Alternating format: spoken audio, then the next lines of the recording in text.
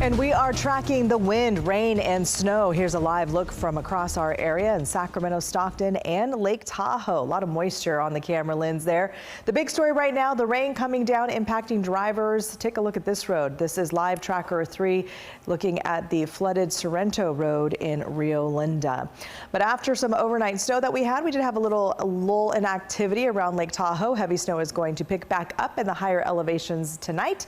And take a look at this from our Caltrans cameras and our own crews showing the wet roads that we've seen along Highway 50 and 80. And the winds were also whipping around the state capitol this afternoon as well. Taking a look at the flags there, barely holding on to the flagpole. We've got crews in Live Tracker 3 tracking the rain and on Highway 50 and I-80 tracking the snow. But first, let's turn it over to Andrea and Heather in the Weather Center. So, Heather, we know that the entire team has been tracking this system for at least a week now. How much longer are we going to see this heavy rain in the area? Right. So for places like Sacramento, probably another 3 hours. So your evening plans are going to be a washout. This is a live view from one of our downtown sky cameras. Right now, we're in some of the heaviest rain and some of the strongest winds that we've seen all day. And of course, it's not just in Sacramento. Radar tells the whole story. It's all of Northern California that's starting to get into that good soaking rain. The exceptions, Modesto, Stockton, light rain for now. That is going to pick up here in the next 30 minutes or so. But soaking rain all across Butte County into Plumas County. Quincy, it's just rain. Chester and Lake Almanor, it's kind of a rain-snow mix, but it's a very wet snow at that. You go southward, it's just a soggy drive all along Interstate 80 and even all the way up to, say, 6,500 feet. The snow level really climbed today. It is going to come back down, though. Here's a closer view of 80 through Solano County. These are rainfall rates around 1/3 of an inch per hour. That means the windshield wipers, they're on their highest possible setting. Hopefully everybody's got their headlights on, even though the sun is still up. Downtown San Francisco, interesting setup here. A strong line of rain came through with some wind gusts upwards of 60 to 70 miles per hour. There was a severe thunderstorm warning in effect that went until the top of this hour. So we'll keep an eye on that line as it moves eastward towards the valley. For now, Stockton, Modesto, things relatively quiet as far as the rain is concerned, but it has been very windy. There's a flood advisory that's in effect for much of Sacramento County, Solano County, parts of Yolo County, and for the foothills that goes through 7 p.m. Street flooding and some small creeks rising out of their banks here for the next several hours. But look at the winds here. Stockton, the wind has actually come down quite a bit. We saw some gusts up over 50 miles per hour, now around 40 miles per hour. Once we get past 7 p.m., the rain and the wind is going to back off very quickly. We'll talk more about that in a few minutes. All right, we'll check back in with you then. Now let's go ahead and take a look at our road conditions. Maricela de la Cruz is in Alberta right now, continuing our team coverage. It looks like the whole road is covered there with water. Yeah, it is, Lisa. Right now we're feeling those wind gusts and seeing that rain that's been coming down for the past hour and a half. We are standing along Sorrento Road. This is between Alberta Road and Rio Linda. And as you mentioned, yeah, those are pretty high water levels out here. This street has been closed to traffic because of just how high the water levels are. This is one of 2 areas in Sacramento County that the Department of Transportation closed because, of course, they want people, drivers to be safe. They don't want people walking in these waters because there may be potholes, there may be debris out here that just might make for even more unsafe driving conditions. But we heard from Sacramento County officials. Let's go ahead and take a listen to what they talked about. Fortunately for us, it looks like the amount of rain that was forecasted a few days ago has now downgraded. So that's going to be a real help for us to make sure that our areas don't flood. But until the rain is gone, the water has receded. We just ask the residents to be aware and be prepared.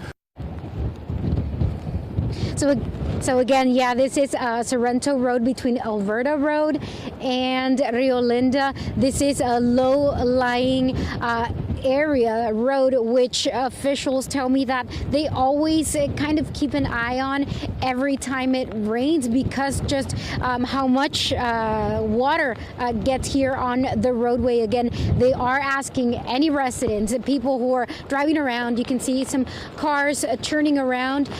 People in the area who live through here, who have to drive through here, to just take other routes. Don't drive through this water. Again, you might just get in trouble and trying to avoid all of that, trying to avoid the potholes, any debris, anything that might just get you stranded out here in the water. For now, we are live. Maricela de la Cruz, KCRA 3 News. Yeah, it's so important when you see flooded roads like that to just turn around in the opposite direction. You can even see the wind pushing that water along as well. Marisela, thank you so much for the live look. And also, we saw this at Scott Road in Sacramento County. It's closed because of ponding on the roadway. This is in the Rancho Marietta Slough House area of eastern Sacramento County.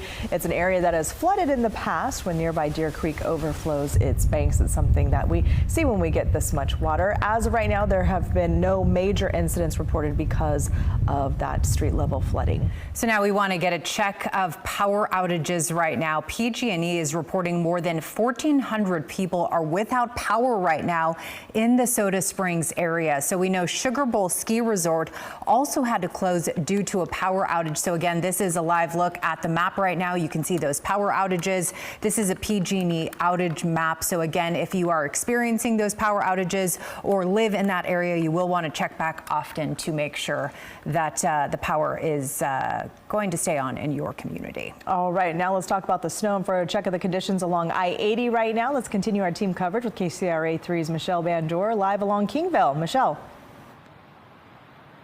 Well, hi, Lisa and Andrea. One word to describe everything here is this moisture. It's wet. It is really good to see all of this moisture we're getting, but I'll be honest with you, standing out in it, it's pretty miserable.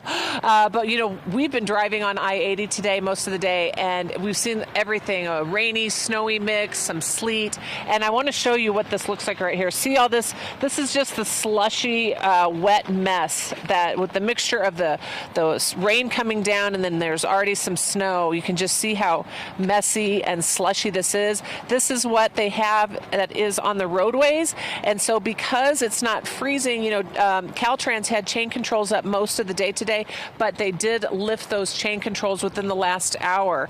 And we want to show you some video that we had from earlier today while we were traveling on Interstate 80. It did change from rain to flurries around Cisco Grove. And there was a spin out in that area earlier today, causing Caltrans and the California Highway Patrol to hold traffic for a little while. But really, that's about the only traffic trouble that we saw on I-80 today. Caltrans has been working on its snow emergency schedule on a 12 hours on, 12 off rotation, 24/7. Crews started treating the roadways before the snow and the rain arrived. So they put down a brine solution before it starts to snow to keep the road from freezing over. So that's kind of what they do first. They treat it with brine, and then as the snow hits, then they come in and start grading it and plowing it, and they put down sand for traction purposes. But yeah, we've got over 600 staff, throughout the district, and with bigger snow events, we can bring people up from the valley. So we're fully staffed. And that's a good thing they're fully staffed because of the changing conditions that we're seeing here in the Sierra.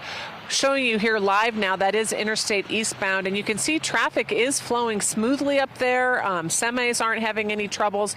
We have seen people going the speed limit now, and earlier, of course, with the chain controls, folks had to go 30 miles per hour. That is the law, that's required. But right now, with no chain controls, we've got that traffic moving. We've got that commerce going here on Interstate 80, trying to keep it open during these, kind of treacherous conditions in this winter storm. And once in a while we get these wind gusts and it just hurts your face with the cold rain pelting it. But again, I know Heather used all the words soggy, soaking, wet. That's what's happening here in Kingvale on Interstate 80. And again, it's just the moisture that we do need.